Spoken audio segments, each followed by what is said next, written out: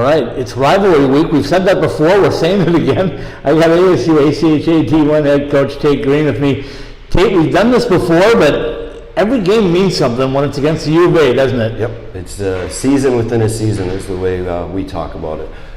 You have your conference schedule and your nationals goals, but our number one goal is what we do with U of A. So yeah, we're excited.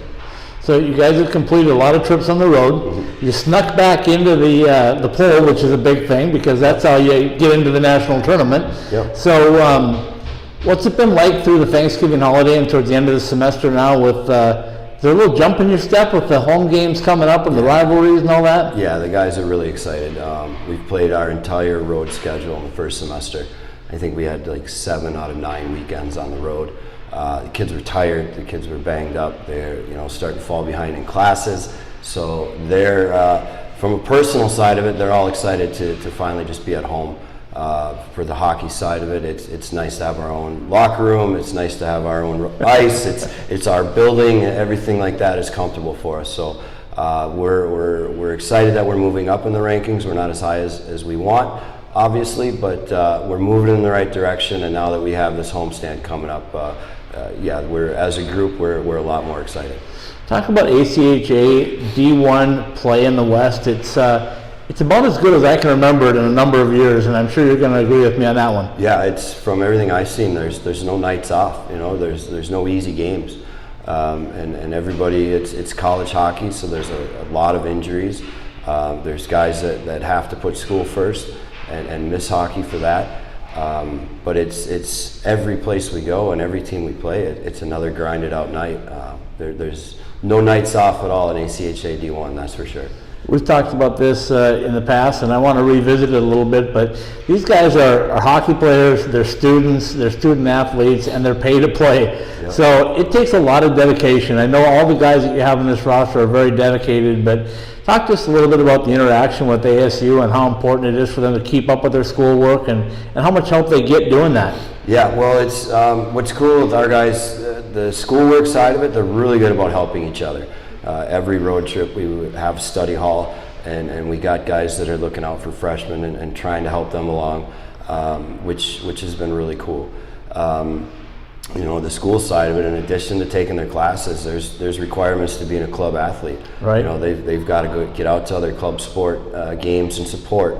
They've got other things on campus that they have to do to be a club sport athlete. So it's tough for all of them. It's not just go to school and come to the rink. There's a lot more that goes on. There's a lot involved with balancing a schedule. I think they're all really learned that one real quick here with having so many road trips. Is they've got to figure out how to balance a schedule.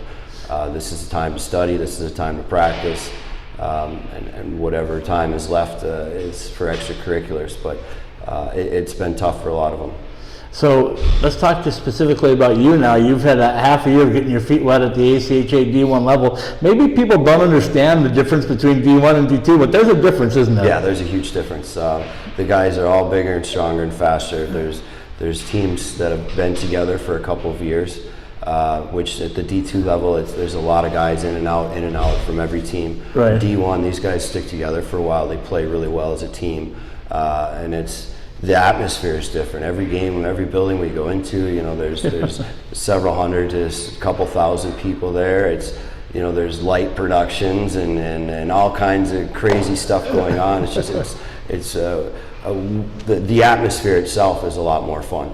And then the play is, like we talked about earlier, it's so competitive, and every night is another tough game. Talk about your life on the bench. Has it had to change how you coach a hockey game? No, not really. If anything, I feel like I've probably mellowed out a little bit. I don't know, maybe I'm getting old and soft. There's definitely more planning, more thinking involved than just throwing a line out there. Right. The level of play, like I said, it's quicker, it's faster, so the decision making has to be quicker and faster as well from a coach's side of it, and then just being able to break down what other teams are doing and pass that information on. I feel like I've spent more time coaching this year than getting wrapped up in the emotions of the game. So it's great. I love it. Let's talk about the West specifically. I know where you guys stand right now, you've got a lot of competition with teams coming here. You had Missouri State coming here. I thought you played them really tough. Should have had better fortune with that. And then you had a tough one with Arkansas, but you got a win on the other side of it.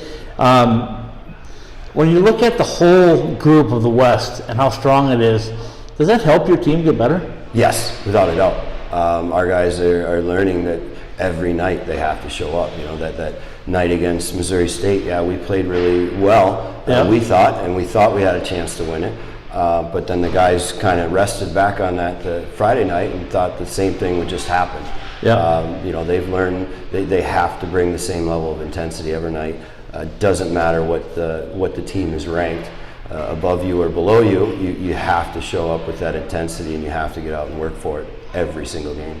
Well, let's wrap it up with the intensity of the rivalry game again. We started with that. Let's end with that. Yeah. You're going back down to Tucson. It's the end of the semester, the last games before the break for you guys and for them. And how important is it for you guys to make your statement for the second half down there? Yeah, that's what we talk about. Is this is a weekend for us to send that message that we have gotten better and we are a legit team. And you know what, Tucson, we're coming for you. Forks blazing. All right.